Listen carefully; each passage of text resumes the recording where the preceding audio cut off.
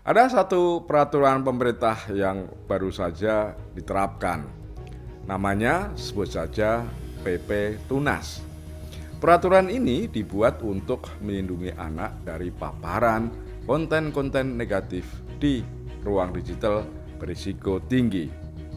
Ini bukan kebijakan ecek-ecek atau receh yang bisa selesai dengan satu konferensi pers dan satu dua kutipan pejabat.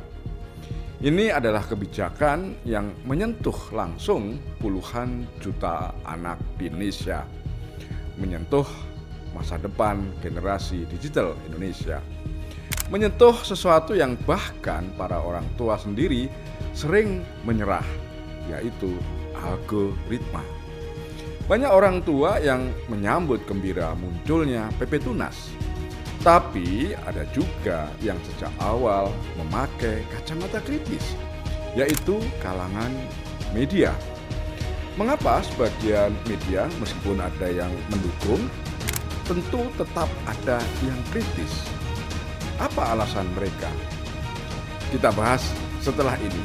Tapi jangan lupa klik dulu tombol like dan subscribe.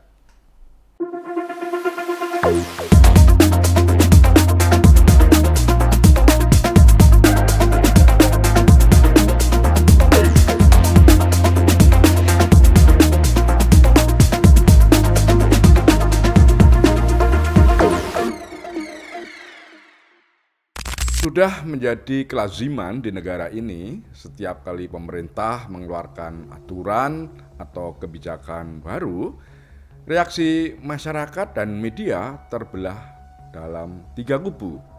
Ada yang pro, ada yang kontra, ada yang abstain lah gitu ya. Nah, begitu juga dengan peraturan pemerintah yang membatasi akses anak di bawah 16 tahun ke platform berisiko tinggi. Media yang kritis memilih framingnya sendiri.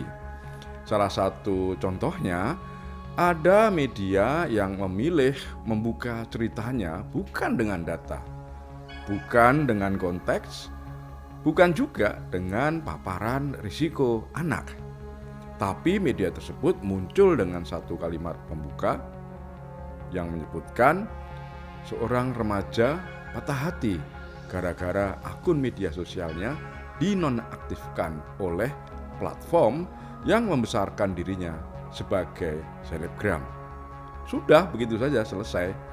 Nah, di titik itu kalau kita mau jujur, kita sudah bisa menebak arah ceritanya mau kemana media ini. Ini bukan sekedar pilihan gaya, tapi ini adalah soal pembingkaian atau framing. Mengapa disebut framing? Karena begitu kita sebagai pembaca masuk lewat pintu itu, otak kita langsung diarahkan ke satu kesimpulan sederhana, bahwa PP Tunas akan menyakiti anak. Padahal kalau kita cermati, yang sedang dibahas bukan satu akun saja, bukan tentang satu anak, juga bukan satu cerita. Ini soal sistem, tapi sistem itu terlalu rumit untuk dijual oleh media. Jadi media memilih menjual emosi lebih dulu. Dan dari situlah seluruh narasi mulai tergelincir. Cerita si influencer itu dibuat oleh media secara lengkap. Misalnya penghasilannya disebut tuh berapa puluhan juta gitu ya. Biaya hidupnya yang ditopang oleh penghasilan tersebut juga dijelaskan. Bahkan ada sentuhan dramatis soal tanggung jawab keluarga. Semuanya disampaikan dengan detail, personal, dan manusiawi. Tapi masalahnya bukan di ceritanya. Cerita itu sendiri valid. Masalahnya adalah ketika cerita itu dijadikan pusat kritik sebuah kebijakan publik. Seolah-olah kebijakan PP Tunas itu tentang anak yang kehilangan penghasilannya dari media sosial. Padahal PP Tunas itu tentang anak-anak yang hidup di dalam sistem yang dirancang untuk membuat mereka kecanduan dan susah berhenti mengakses. Ini juga tentang konten yang sebetulnya tidak mereka cari, tapi muncul sendiri. Ini tentang algoritma yang tidak pernah netral. Juga tentang mekanisme bisnis yang tidak pernah benar-benar peduli pada kesiapan psikologis anak. Tapi media itu tidak menjadikannya fokus cerita. Karena media menganggap bahwa drama individu selalu lebih mudah dijual daripada realitas. Media tahu betul itu. Sayangnya mereka tidak memilih sisi yang lain. Kita lihat ada media yang terlihat sangat diwarnai oleh ilusi. Media tersebut menulis ilusinya dengan judul yang keren, kritik dan pujian. Kedengarannya netral, seimbang, profesional. Tapi kalau kita cermati lebih dekat, pihak yang menolak kebijakan itu diberi ruang lebih panjang, diberi cerita, diberi emosi, bahkan diberi konteks dan latar belakang. Sementara pihak yang mendukung PP Tunas diberi sekedar kutipan pendek, formal, kering, tidak ada unsur emosi. Tentu saja ini bukan yang namanya keseimbangan, tapi dramaturgi. Ibaratnya ini seperti dua orang debat. Yang satu diberi waktu 10 menit dengan musik background gitu ya, yang sedih. Sementara yang satunya lagi cuma disediakan 30 detik tanpa ekspresi, tanpa musik, tanpa efek. Lalu media itu mengklaim dirinya sudah objektif, memenuhi kaidah jurnalistik. Padahal tidak. Ini adalah teknik framing yang tidak berimbang. Sisi yang lebih menarik justru tidak ditampilkan. Misalnya ya, tidak ada data tentang paparan konten berbahaya bagi anak. Tidak ada angka anak yang kecanduan. Tidak ada pemaparan riset dampak psikologis platform berisiko tinggi pada anak-anak. Padahal justru itulah inti dari PP Tunas. Media justru banyak beropini, memunculkan kekhawatiran. Dan sayangnya contoh yang ditonjolkan hanya satu individu. Dalam jurnalisme, apa yang tidak ditampilkan biasanya lebih jujur dari apa yang dituliskan. Nah, sekarang saya ingin membawa teman-teman pindah ke kritik media yang lain. Ada media yang mengkritik PP Tunas dengan membungkus narasi secara rapi dalam bentuk slide.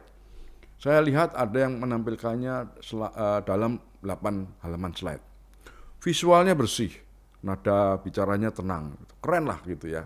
Tapi kalau diperhatikan, argumen yang dipakai oleh media tersebut terasa seperti orang yang sudah tahu kesimpulan sejak awal, tapi sibuk mencari pembenaran.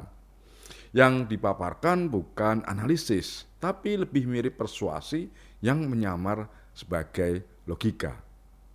Kalimat pembukanya langsung menyimpulkan bahwa dalam urusan PP Tunas, masalahnya bukan anak.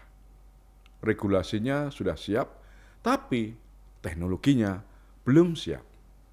Kesimpulan media itu terdengarnya pintar, padahal dia menyederhanakan sesuatu yang kompleks menjadi dua kubu yang palsu, yakni kubu regulasi lawan kubu teknologi. Seolah-olah semua aturan harus menunggu teknologi sempurna dulu baru dibuat dan diterapkan.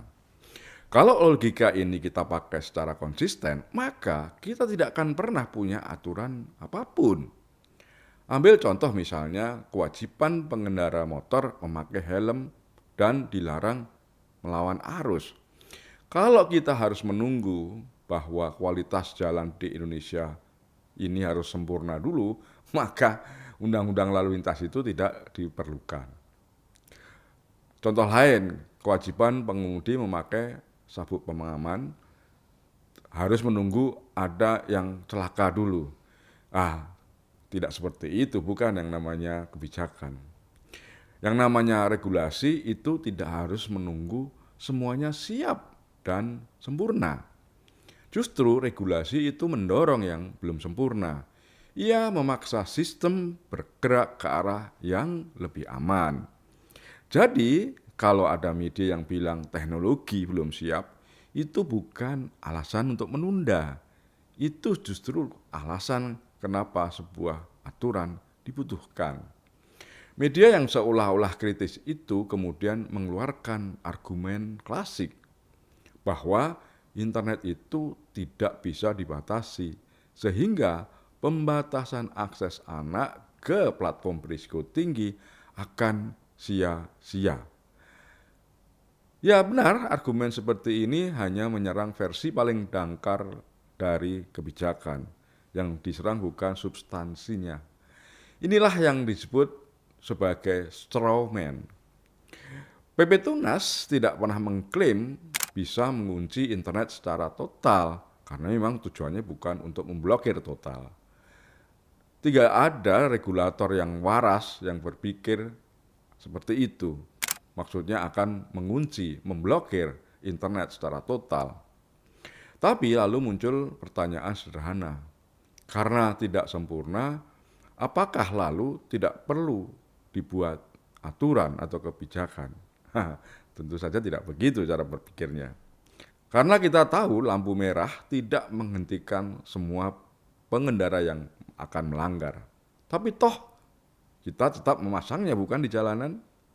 Mosok gara-gara ada banyak yang melanggar lampu merah, lalu lampu merahnya dicabut, aturannya dibatalkan.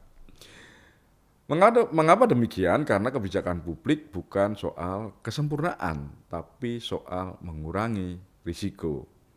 Nah, media memakai standar yang sengaja dibuat tidak realistis. Supaya apa? Supaya kebijakan terlihat gagal bahkan sebelum berjalan. Nah, kemudian saya akan menunjukkan bahwa ada juga media yang membawa isu soal verifikasi usia. Media tersebut menyebut bahwa belum ada solusi jitu dari sisi teknologi untuk verifikasi usia. Ini terdengar tegas tapi terlalu mutlak ya. Teknologi memang belum sempurna sampai hari ini, tapi pendekatan kebijakan modern tidak pernah bergantung pada satu solusi tunggal. Kebijakan selalu memakai kombinasi, ada self-declaration, ada kontrol orang tua, ada pembacaan perilaku, ada pembatasan berbasis risiko untuk menunda anak mengakses platform risiko tinggi. Semua itu dijalankan secara berlapis dan bertahap. Tapi narasi media itu selalu disederhanakan, seolah-olah semuanya bergantung pada satu tombol ajaib. Dan jika tombol itu tidak ada, maka seluruh kebijakan dianggap runtuh. Wah, enak sekali kalau begitu ya. Media juga menyerang dengan argumen yang licin. Menurut media, makin ketat aturan, makin berbahaya. Karena dikhawatirkan akan lebih banyak data dan lebih banyak kerawanan privasi. Ya, argumen itu setengah benar, setengahnya lagi manipulatif. Kenapa? Karena risiko memang selalu ada. Tapi menyimpulkan bahwa semua pelindungan anak pasti berujung pada pelanggaran data pribadi adalah lompatan logika. Ada analoginya begini, seperti bilang, karena data kesehatan kita rawan bocor, maka kita tidak perlu ke rumah sakit. Aneh sekali ya. Nah, yang seharusnya diperdebatkan adalah bagaimana melindungi data, bukan apakah pelindungan anak itu perlu atau tidak. Tapi narasi media diam-diam menggeser fokus dari anak ke ketakutan. Tidak ada solusi. Itu bukan kritik, tapi pengalihan. Ada bedanya yang sangat tajam. Ada juga media yang menulis kalimat dengan sinis bahwa nanti kalau aturan ini diterapkan, yang patuh hanya pengguna biasa. Sementara para pengguna yang pintar, yang melek teknologi akan lolos. Seolah-olah ini penemuan baru gitu ya. Semua sistem hukum bekerja seperti itu. Selalu ada yang lolos katanya. Tapi apakah karena alasan itu kemudian PP Tunas harus dibatalkan atau justru diperbaiki? Yang lebih aneh lagi, media berasumsi bahwa anak-anak otomatis jadi kelompok yang pintar mengakali sistem. Padahal mayoritas anak di Indonesia justru kelompok paling rentan. Mereka lah yang paling butuh pelindungan karena mereka lah yang paling terdampak oleh algoritma dan konten negatif di platform berisiko tinggi. Anehnya, media tidak memasukkan narasi itu. Mungkin saja karena dianggap tidak dramatis ya. Juga media justru memilih membuat kesimpulan yang seolah-olah terdengar elegan. Bahwa sebetulnya kita tidak kekurangan aturan, tapi kita kekurangan sistem. Kalimat seperti itu tuh enak dibaca, tapi sebetulnya kosong. Kenapa? Karena sistem apa yang dimaksud? Siapa yang akan membangun? Kemudian kapan siapnya? Media tidak mengeluarkan jawaban. Artinya itu bukan solusi. Itu hanya alasan untuk menunda PP Tunas diterapkan.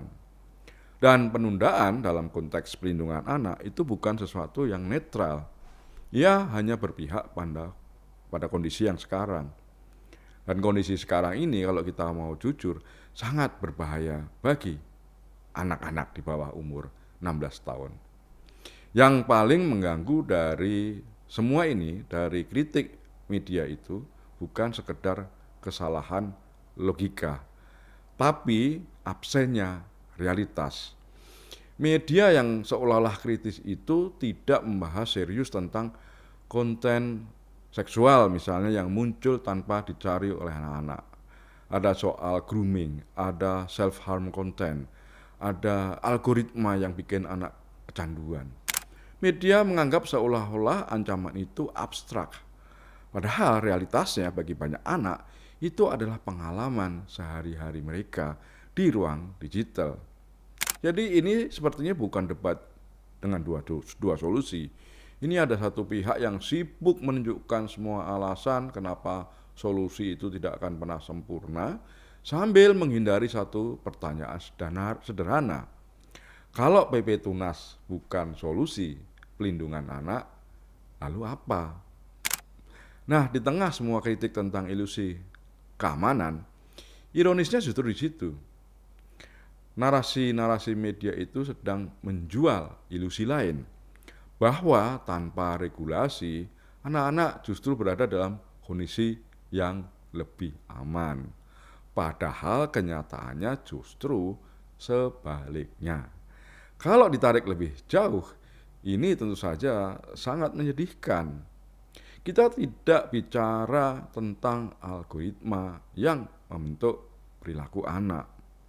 Tapi cara media membingkai isu ini sebetulnya juga mengikuti logika algoritma. Mereka memilih cerita yang paling emosional tentang remaja yang patah hati karena aksesnya dibekukan oleh platform. Mereka memilih tokoh yang paling relevan, remaja, selebgram, yang punya penghasilan dari platform. Media juga menyederhanakan konflik dan menutup dengan opini yang seolah-olah kuat. Karena itu yang menarik perhatian, menarik algoritma. Padahal bukan karena itu yang paling benar. Masalahnya bukan satu berita, masalahnya pola. Ketika isu sebesar pelindungan anak ini disederhanakan jadi influencer melawan pemerintah, kita kehilangan kemampuan untuk melihat gambaran yang utuh. Dan ketika publik melihatnya setengah-setengah, debat publik juga jadi setengah-setengah. Ya, nggak bisa begitu. Disitulah kebijakan apapun akan selalu terlihat salah. Terlihat ya seolah-olah. Bukan karena memang salah, tapi karena cara media menceritakannya memang dibuat seperti itu.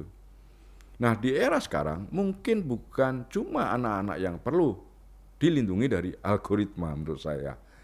Media juga tampaknya butuh pelindungan dari cara mereka sendiri memahami realitas. Kalau tidak, yang kita baca bukan lagi kenyataan, tapi versi cerita media yang paling enak dikonsumsi. Dan seperti biasa, yang paling enak dikonsumsi jarang sekali paling benar. Tabik.